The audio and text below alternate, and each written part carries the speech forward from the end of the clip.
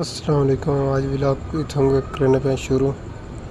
बड़ा ही अफसोस नाक तो व्लॉग शुरू करने पे कल जो 12,000 चलान थी आई तो उसकी वजह तो उस्ताद बुखार थी गया। उस्ताद छुट्टी की थी तो मैं दूजे काम ते ये कोई पता नहीं पठान है के मकान है क्यों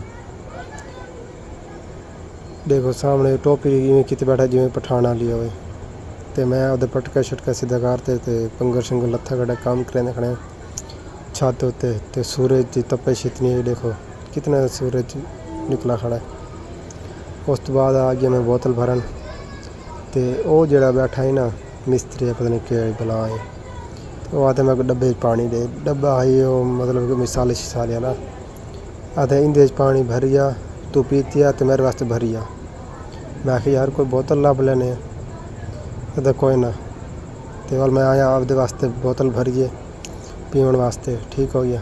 इस सामने बोतल भरी थी आपदे वास्ते पानी भरने तो बाद ते सामने डब्बा देखो कितना मैल है। तो मैं आपदे इंसानियत के नाते मैं फिर चलो जरिए अंगाल अंगोल लवा तो उस तो बाद अंगाल है तो कुछ साफ थी कि उनके पानी में भरा है तो इनकी कंडीशन तो आप खुद देख सकते हो कितना मैला पानी होंगे तो मतलब कि सीमेंट शीमेंट वाला है ठीक हो गया।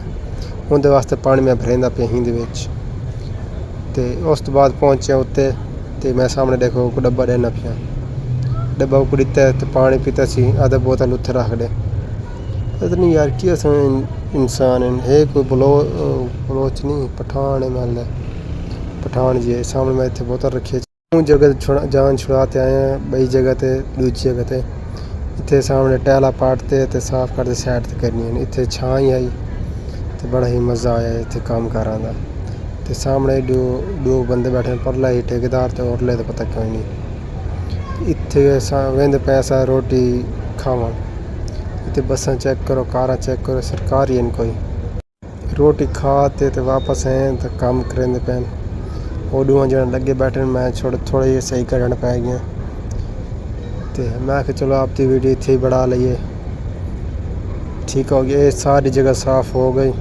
तोड़ते हैं उस तीन छोड़ो खड़ोगा तक जूम करते रखे ना ये जूम करना पिया उस तो जगह साफ थी गई ठीक हो गया।